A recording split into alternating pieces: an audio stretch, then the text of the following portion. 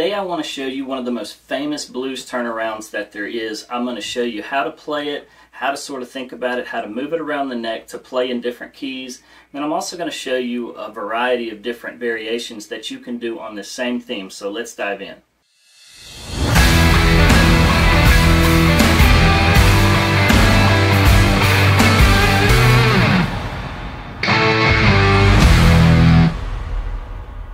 Alright, so to start with, we're going to be in the key of E, but I am going to show you how to move this around.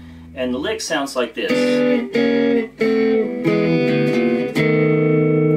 So that's a really easy, famous blues turnaround. And the easiest way to think about this is to make a D7th shape. And we're going to move it up 2 frets, so that makes an E7th. And we're just really going to be focusing on the strings that we're holding down. So just these bottom 3 strings, we're just going to strum them and walk them down 1 fret at a time, and then go to our E chord, and then to go to the B, to go to the turnaround, I'm going to go 0, 1, 2 on the A, and that brings me to my B7th chord. So real slow. Alright. Now, keep in mind that you don't have to play all of these strings together. You can hit them independently. So I'm just...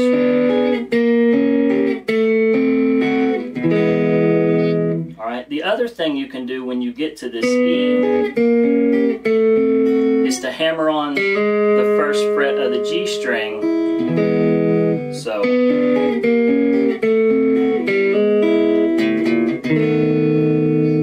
Another variation that you can throw in here is when you go to this B chord, instead of walking up to the B, you can move this B7th shape up 1 fret and then move it back down. So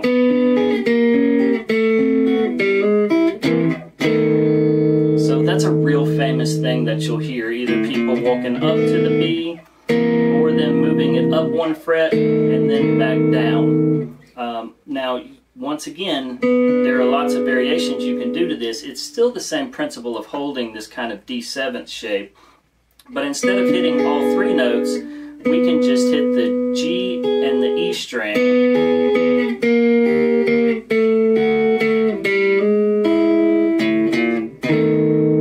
The other thing that you can do is just hit the G and the B string.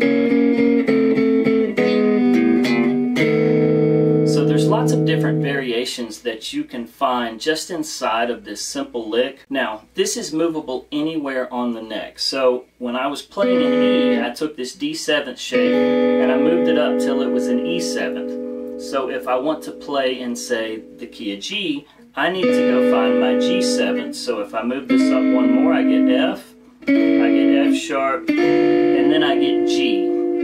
So this is a G7th, and I can do the same thing. And then I would end on my G bar chord, or you can jump back down here, to play your regular G. Now, to get to your 5 chord, like we were going to B, what I would do is take a C7th shape and walk it up to the D7th. So,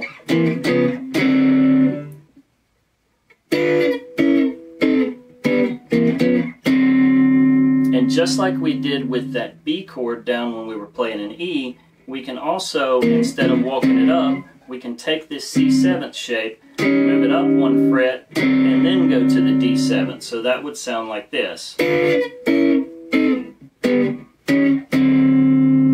And if you wanted to do this in A, you would just move this D7th shape up until you found an A7th, which is right here, around the 8th and the 9th fret. And the same principle applies as when we did it in G. So you can really take this and move it anywhere around the neck. And remember that just like we did in E, you can hit these independently. You can just play the G and the E string. You can just play the G and the B string.